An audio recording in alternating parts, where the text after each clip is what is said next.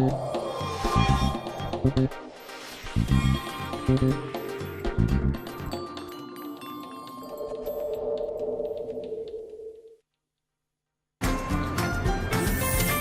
personales y tarjetas Credit Cop. Llegá a lo que querés con las condiciones más convenientes. ¿Tenés Credit Cop?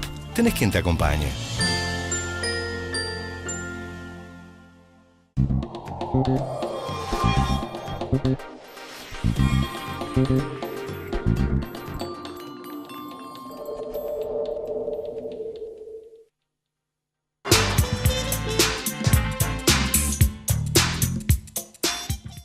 ¿Qué tal? Buenas noches, bienvenidos. Como cada martes, esto es La Cultura del Trabajo. Hoy lamentablemente no nos toca dar buenas noticias para el país. La verdad, desde hace rato no nos toca dar buenas noticias. Siempre nos ocupamos de los temas que nos atañen a los trabajadores. Es un programa hecho para los trabajadores. La cultura del trabajo, la que tanto ataca el presidente de la nación. Hoy, un nuevo cimbronazo a la economía. El poder adquisitivo de los trabajadores viene decayendo. Salario, inflación. Los trabajadores están perdiendo poder adquisitivo desde hace 2 años y medio. El dólar sigue subiendo, una economía dolarizada como la que propone este gobierno sigue afectando a los trabajadores. Todos los precios están en dólares hoy en nuestro país. Sube el dólar, suben los alimentos, suben los combustibles, suben las tarifas de los servicios.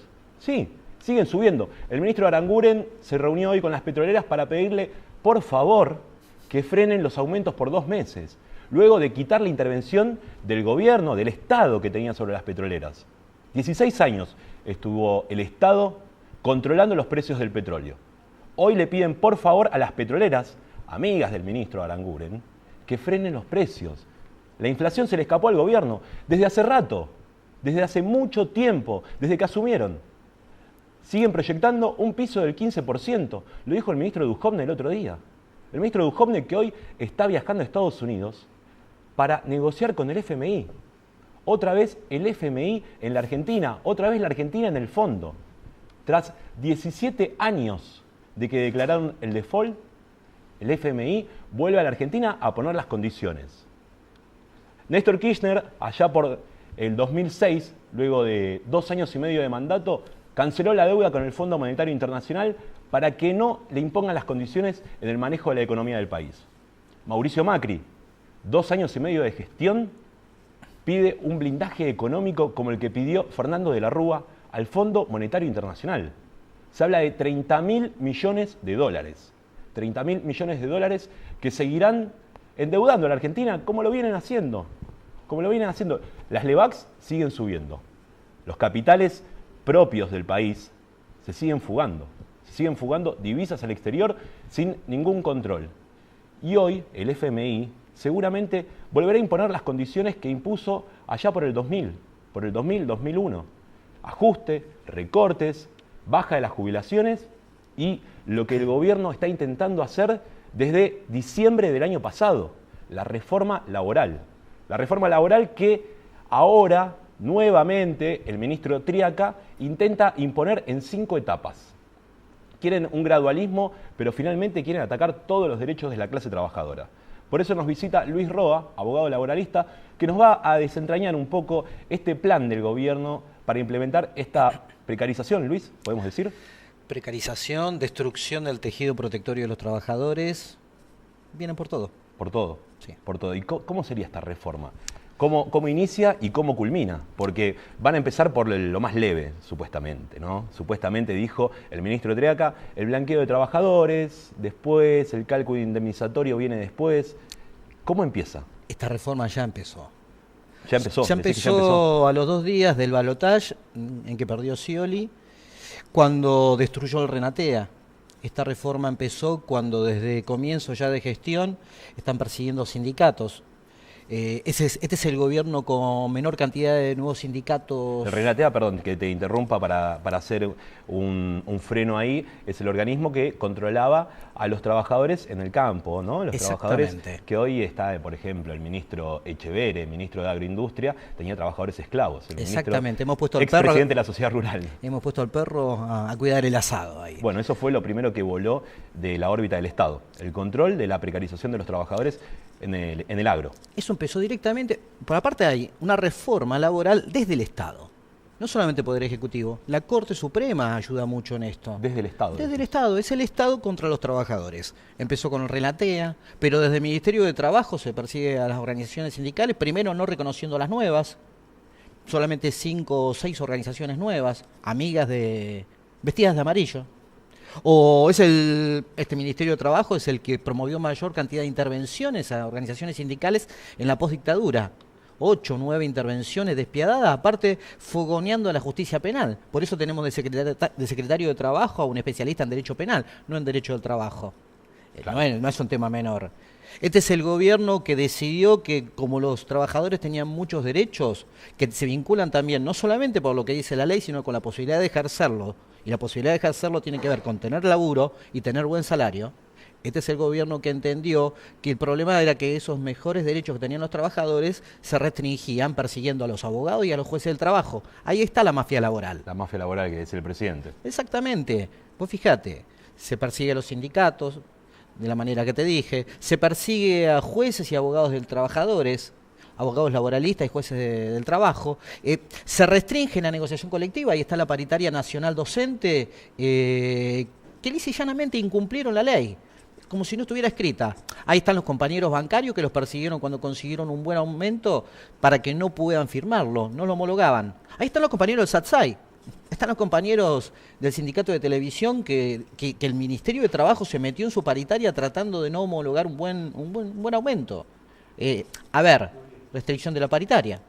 Te agrego, la Corte también dio una mano, porque restringió también el derecho de huelga diciendo que ni una seccional, ni un grupo opositor, o un grupo colectivo de trabajadores organizado podía hacer la huelga, solamente los sindicatos orgánicamente reconocidos.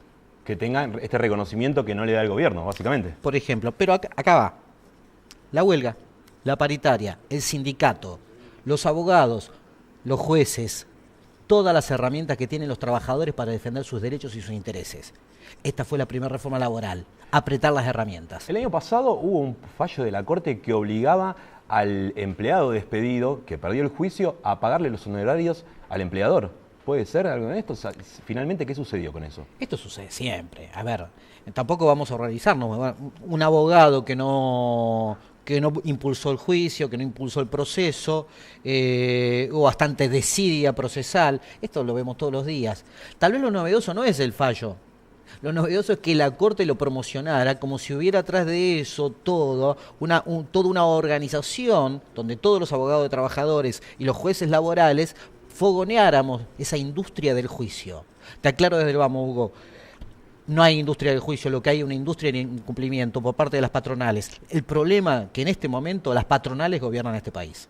Entonces estamos hablando de una inequidad frente a la justicia por parte del empleado básicamente, contra el empleador.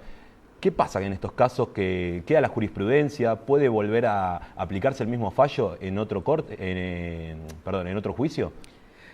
A ver, formalmente no puede, porque la Corte solamente resuelve casos particulares, resuelve el 1 a 1. Pero esto sabemos perfectamente cómo la Corte simbólicamente, con un fallo, disciplina hacia abajo. Esto lo conocemos todos los abogados, lo saben todos los jueces. Hay un deber de acatamiento que no está escrito en ningún código, pero está escrito en los códigos de tribunales, digamos, en los códigos, en el argot tribunalicio, por decirlo de alguna manera. Hay una modalidad de precarización laboral que hoy pasa como desapercibida casi, que son los monotributistas. Hace pocos días la Corte misma tuvo un fallo bastante particular en el que decía que un monotributista no tiene relación de dependencia. Si vos le facturás siempre al mismo, no tenés relación de dependencia, sos autónomo. ¿Qué pasa con esto también? Bueno, es un modo de dar un ejemplo, ¿no? De pregonar como un ejemplo. Ahí vamos a las reformas laborales que ahora se están discutiendo. Pues yo digo, primero, la reforma laboral ya está en ciernes, ya está en marcha, modificar la correlación de fuerzas entre el capital y el trabajo, pero después hay reformas puntuales, reformas legales. Hay que recordar que en diciembre, parte del menú, que ahora no forma parte de estos 3 proyectos que andan en danza, lo que se proponía era directamente sacar de la aplicación de la protección de las leyes laborales, de la ley de contrato de trabajo, a los profesionales independientes, económicamente vinculados. E incluso era originariamente eran los profesionales autónomos económicamente dependientes. Eran autónomos y eran dependientes. ¿Cómo es eso? Porque Es buenísima. Eran tan autónomos como dependientes. Era un oxímoron descarado simplemente para dejarlo fuera del derecho al trabajo. Porque vos sabés, con es como solamente... que vos aceptás las consecuencias de a donde te metés. Básicamente aceptás las consecuencias. Parte del viejo mito de que uno cuando es profesional ya tiene la vaca atada, está lleno de plata y ya no depende de nadie, pero todos sabemos cómo es esto. Y esto, lo del profesional independiente económicamente vinculados, eso es el eufemismo por el cual quieren dejar un universo de trabajadores fuera del derecho del trabajo, forma parte del paquete global de la reforma laboral.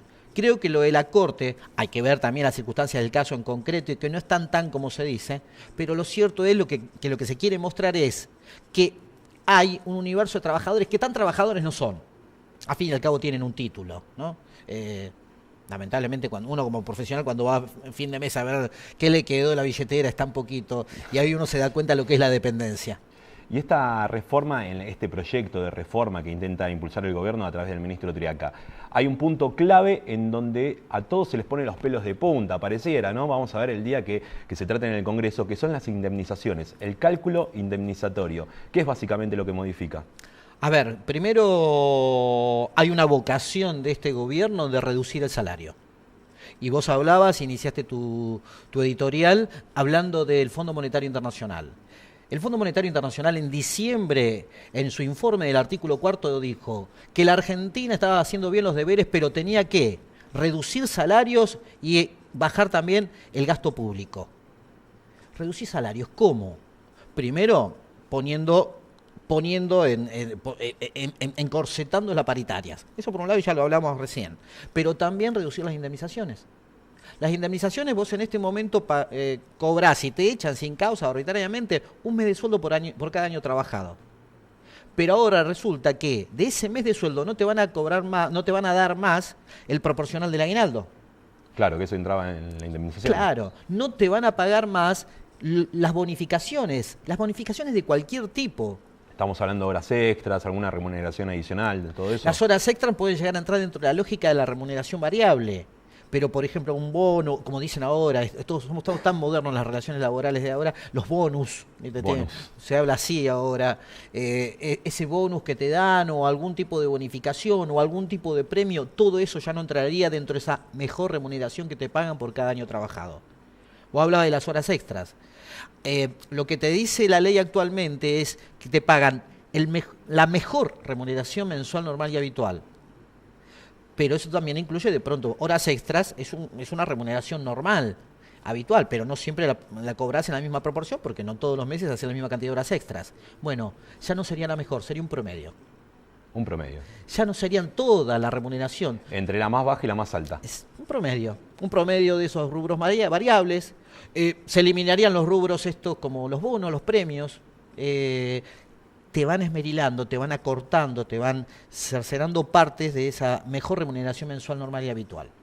Pero además quieren eliminar la indemnización por despido.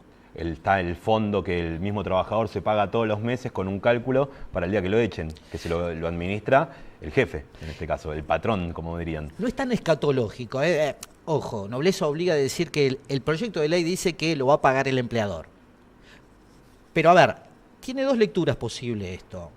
Es una suerte de fondo de capitalización donde el empleador va a poner un porcentaje de tu sueldo en un determinado fondo de cese sectorial, que se va a crear por paritaria y va a abarcar a todos los empleadores y va a abarcar a todos los trabajadores. Van poniendo dinero ahí y ese fondo va a administrar tu dinero. Hay dos proyecciones de esto. El día que te paguen el haber, o la indemnización, mejor dicho, van a tener en cuenta las remuneraciones de convenio. Te dicen remunerativos y no remunerativos, te dan el chupetín. Pero en realidad, si vos tenés un salario de convenio, pero ganás mucho más que eso, te están comiendo la indemnización. Es decir, que el fondo es ese, el día que te paga una indemnización te va a pagar menos que lo que actualmente te está pagando. Pero eso es lo que vemos. Este gobierno es muy particular porque constantemente crea negocios. Yo siempre me acuerdo de... A ver, ¿cómo cuáles? A ver, Eva Perón decía donde hay una necesidad hay un derecho. Macri dice donde hay una necesidad hay un negocio. A ver, no tienen proyecto de nación, tienen un plan de negocios. El plan de negocios indica que en el fondo es ese sectorial. Los trabajadores, es decir, porque es dinero en definitiva, que van a ser acreedores los trabajadores el día que los rajen, van financiando un fondo que va a operar bajo la lógica de la revalorización financiera, de la valorización financiera. Es decir, va a formar parte de la timba financiera ese dinero. Como lo eran las AFJP. Sí. Bueno, ahora el fondo de cese. Yo te voy a contar algo. Bueno, pero no ganás. En esa timba vos no ganás por más que esté tu plata ahí. No, obviamente, ganan los otros. Claro. Ganan los que se mueven más rápido que la vista. Pero esto es una historia vieja, lo está pidiendo el Fondo Monetario Internacional, ya que hoy es el tema del día, lo está pidiendo desde el año 96. Lo está pidió una triple reforma del mercado de capitales. Fíjate vos, porque decía que teníamos un mercado de capitales deprimido. Por eso decía, ya lo habían concretado para el 96, había que hacer una reforma previsional y que sean los trabajadores y la plata de los trabajadores para sus jubilaciones que estimule el mercado de capitales. El segundo mercado de capitales que había que estimular era el de las mutuas por riesgos de trabajo. ¿Te suena las ART? Me suena. Bueno, la tercera era la indemnización por despido, pero había un problemita. ¿Cuál era? El 14 bis, que dice que el trabajo en su diversa forma goza de la protección de las leyes, la que te tienen que proteger frente al despido arbitrario. Pero bueno, eso es un tema menor, la Constitución Nacional. Bueno, a eso te quería meter justamente el artículo 14 bis que garantiza también el derecho al trabajo. Exactamente. ¿Qué pasa con eso? ¿Qué pasa con eso? En esta contradicción que entra la ley también, ¿no? La reforma laboral y también la cantidad de despidos que se ven día a día, el cierre de fábricas, los despidos en el Estado mismo. El ministro Echeverri hace pocos días echó a 550 trabajadores entre el Ministerio de Agroindustria y el SENASA. El ministro Berman despidió en el ministerio nuevo que él creó de Medio Ambiente. El INTI lleva una huelga desde enero por 230 trabajadores, 230 familias que dejaron en la calle. ¿Qué pasa? El gobierno es el primero en incumplir la Constitución y el primero en imponer una ley que lamentablemente va en contra de toda la sociedad argentina. Bajo un gran mensaje el gobierno. Es un capital simbólico enorme que el propio Estado actúe como espejo de lo que tiene que hacer. Los que tienen que hacer ellos mismos del otro lado del mostrador, porque están de los dos lados, ese es el gran problema. Pero vos decías el trabajo, el derecho al trabajo, es muy sugestivo, porque si vos ves los tres proyectos de reforma que están en este momento en el Senado de la Nación, el proyecto 1379, el 1380 y el 1381, citan al artículo 14 de la Constitución Nacional, que habla de la libertad de trabajo. La libertad de trabajo es un concepto bastante liberal, que no habla del derecho al trabajo, como vos y yo lo podemos entender como laburantes. No es el 14 bis, no es en clave protectoria. El derecho al trabajo es un concepto liberal donde el Estado no está omnipresente o el Estado no está presente frente a la hiposuficiencia negocial que puede tener el laburante frente al patrón. Estos tipos que siempre se han quejado de los ideologismos son tremendamente ideológicos. Estos tipos llevan un catecismo a todos lados. Vos fijate, vos me hablabas del derecho al trabajo, sí, pero en los términos del siglo XIX. Bueno, hay un retroceso, ¿no? Se decía que volvíamos a los 90, vos decís que volvemos al siglo XIX. Que yo no sé si estamos en los 90, creo que volvemos al 55 o al siglo XIX. Una etapa preperonista, ¿te referís vos? Sí, o mejor dicho, frente a la evidencia de un movimiento obrero movilizado, frente a la evidencia de derechos que mal o mal cambiaron un poco las cosas, la necesidad de una restauración conservadora. Fuerte. Es fuerte. Algo de eso. Es fuerte pensar eso, más en época de democracia, en una época que este gobierno fue elegido por el sufragio del pueblo. Es fuerte, ¿no? Es época de... A ver, el neoliberalismo no es solamente, a mi entender, mi humilde entender, el neoliberalismo no solamente es un proyecto económico, es un proyecto que quiere formatear la sociedad. Quiere formatear la sociedad cuando te pide bajar el gasto público, cuando te pide bajar salarios, te está diciendo que los trabajadores tengan menor poder adquisitivo, que tengan menor poder. Cuando restringe las paritarias, cuando impide la organización obrera, cuando impide el derecho de huelga, quiere menor poder obrero, menor poder de la organización obrera. Ahí te está diciendo mucho más. Está modificando la correlación de fuerzas, está reseteando la sociedad en clave reaccionaria. Los trabajadores queremos una democracia ancha, queremos una constitución que nos abarque, que nos ampare. Estos señores lo que proponen es otra cosa. Como se dice ahora, ya que estábamos con palabras gringas, quieren un soft law, un derecho suave. Un derecho que no sé, como decía alguien que tiene en el pedestal, en el Hall of Fame, ellos, que von Hayek, no queremos una democracia que tenga demasiadas demandas. Von Hayek hablaba del exceso de democracia. Estos tipos piensan lo mismo, piensan en el soft law, pocos derechos solamente para la tribuna. Pero esto desemboca en desocupación, desemboca en pobreza, desemboca en una crisis económica y social. ¿Y qué pasa con eso? Vos decís que es el objetivo. ¿Por qué? A ver, este tipo de proyectos solamente funcionan en una crisis. La crisis, si no existe, hay que inventarla. El tema es que después generan su propia crisis y el perro se come la cola. Claro. Y lo demás es del 2001. Y el caso de los trabajadores estatales que antes estábamos nombrando, ¿cómo es? Porque no están bajo la ley de contrato de trabajo, en muchos casos.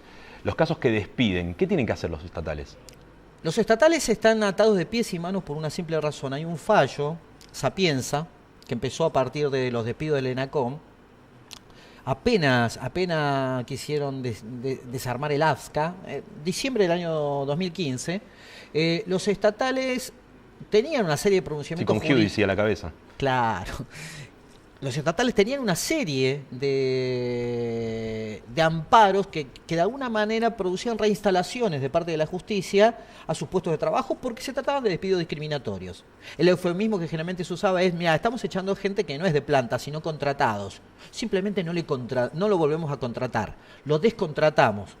El Estado decía, no, en realidad nosotros no somos perversos, simplemente no lo volvemos a contratar, hacemos el muertito. Los que están en tanto monotributistas o esa ley marco, artículo 9. Como dicen los pibes, ponele.